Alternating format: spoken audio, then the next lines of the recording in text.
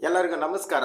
ಒಂದು ವಿಷಯ ಏನಪ್ಪ ಅಂದರೆ, ಯಾರಾದರೂ ಗುಟ್ಕಾ ತಿನ್ನೋರು ಈ ವಿಡಿಯೋ ನೋಡ್ತಾ ಇದ್ರೆ ದಯವಿಟ್ಟು ನಿಮ್ಮ ಗುಂಡಿಗೆಯನ್ನು ಗಟ್ಟಿ ಮಾಡ್ಕೊಳ್ಳಿ. ಯಾಕೆಂದರೆ ನಾಳೆಯಿಂದ ನಿಮಗೆ ಕರ್ನಾಟಕದಲ್ಲಿ ಗುಟ್ಕಾ ಸಿಗುವುದಿಲ್ಲ. ಇದು ನಾನು ಹೇಳ್ತಾ ಇಲ್ಲ, ನಿನ್ನೆ ರಾಜ್ಯ ಸರ್ಕಾರ ಈ ನಿರ್ಧಾರವನ್ನು ತೆಗೆದುಕೊಂಡಿರುವಂಥದ್ದು. ಅಂದರೆ ಕರ್ನಾಟಕದಲ್ಲಿ 1 ವರ್ಷಗಳ ಕಾಲ ಪಾನ್ ಗುಟ್ಕಾ ಏನಿದೆಯಲ್ಲ, ನಿಕೋಟಿನ್ ಯುಕ್ತ ಗುಟ್ಕಾವನ್ನು ಸಂಪೂರ್ಣವಾಗಿ ನಿಷೇಧಿಸಿದೆ. ನಿನ್ನೆ ರಾಜ್ಯ ಸರ್ಕಾರ ಈ ಒಂದು ನಿರ್ಧಾರವನ್ನು ತೆಗೆದುಕೊಂಡಿರುವಂಥದ್ದು.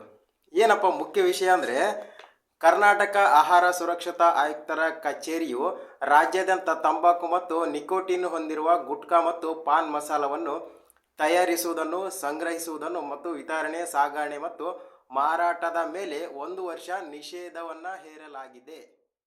ಆಹಾರ ಸುರಕ್ಷತೆ ಮತ್ತು ಮಾನದಂಡಗಳ ಕಾಯ್ದೆ 2006 ಮತ್ತು ಆಹಾರ ಸುರಕ್ಷತೆ ಮತ್ತು ಮಾನದಂಡ ನಿಯಮಗಳು 2011 ಅಡಿಯಲ್ಲಿ ನಿಷೇಧವನ್ನು ವಿಧಿಸಲಾಗಿದೆ. ನಿಷೇಧವನ್ನು ವಿಧಿಸಿರುವಂಥದ್ದು ಅಂದರೆ ಇದರ ಪ್ರಕಾರ ಇನ್ನು ಮುಂದೆ 1 ವರ್ಷಗಳ ಕಾಲ ಕರ್ನಾಟಕದಲ್ಲಿ ಪಾನ್ ಮಸಾಲ ಏನು ಗುಟ್ಕಾ ಅಂತ ಕರಿತೀವಲ್ಲ, ವಿಮಲ್ ಇತ್ಯಾದಿ ಇವುಗಳನ್ನು ಕರ್ನಾಟಕದಲ್ಲಿ ಸಂಪೂರ್ಣವಾಗಿ ನಿಷೇಧಿಸಲಾಗಿದೆ.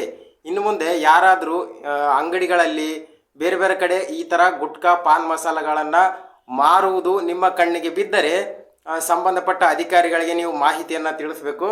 ಈ ಮೂಲಕ ರಾಜ್ಯ ಸರ್ಕಾರ ಒಂದು ತೆಗೆದುಕೊಂಡಿರುವಂಥ ಈ ನಿರ್ಧಾರಕ್ಕೆ, ಗುಟ್ಕಾ ಪಾನ್ ಮಸಾಲ ನಿಷೇಧ ಈ ನಿರ್ಧಾರಕ್ಕೆ ಸಾರ್ವಜನಿಕರೆಲ್ಲರೂ ಸಹಕರಿಸಬೇಕು. ಯಾಕೆಂದರೆ ಪಾನ್ ಮಸಾಲ ಅನ್ನುವಂಥದ್ದು ಕರ್ನಾಟಕದಲ್ಲದೆ ಇಡೀ ಭಾರತದಲ್ಲಿ ಸಾಕಷ್ಟು ಜನರ ಆರೋಗ್ಯದ ಮೇಲೆ ಒಂದು ದುಷ್ಪರಿಣಾಮ ಬೀರಿರುವಂಥದ್ದು. ಸಾಕಷ್ಟು ಜನ ಕ್ಯಾನ್ಸರ್ನಿಂದ ಬಳಲಿ ಸಾವನ್ನಪ್ಪಿರುವಂಥ ಒಂದು ಹಿನ್ನೆಲೆಯಲ್ಲಿ ರಾಜ್ಯ ಸರ್ಕಾರ ಈ ನಿರ್ಧಾರವನ್ನು ತೆಗೆದುಕೊಂಡಿದೆ. ಅಂದರೆ ಇದರಿಂದ ಸಾರ್ವಜನಿಕರಿಗೆ ತೊಂದರೆ ಆಗ್ತದೆ ಅಂತ ಗೊತ್ತಾಗಿ ಈ ನಿರ್ಧಾರವನ್ನು ರಾಜ್ಯ ಸರ್ಕಾರ ಕೈಗೊಂಡಿರುವಂಥದ್ದು. ಹಾಗಾಗಿ ರಾಜ್ಯ ಸರ್ಕಾರದ ಈ ನಿರ್ಧಾರಕ್ಕೆ ಸಾರ್ವಜನಿಕರಾದ ನಾವೆಲ್ಲರೂ ಬೆಂಬಲಿಸುವುದು ನಮ್ಮ ಕರ್ತವ್ಯ. ಹಾಗಾಗಿ ಎಲ್ಲರೂ ಕೂಡ ಇದಕ್ಕೆ ಸಹಕರಿಸಿ. ಎಲ್ಲಾದರೂ ಪಾನ್ ಮಸಾಲ ಗುಟ್ಕಾ ಮಾರು ನಿಮ್ಮ ಕಣ್ಣಿಗೆ ಬಿದ್ದರೆ ಸಂಬಂಧಪಟ್ಟ ಅಧಿಕಾರಿಗಳಿಗೆ ತಿಳಿಸಿ. ನಮಸ್ಕಾರ.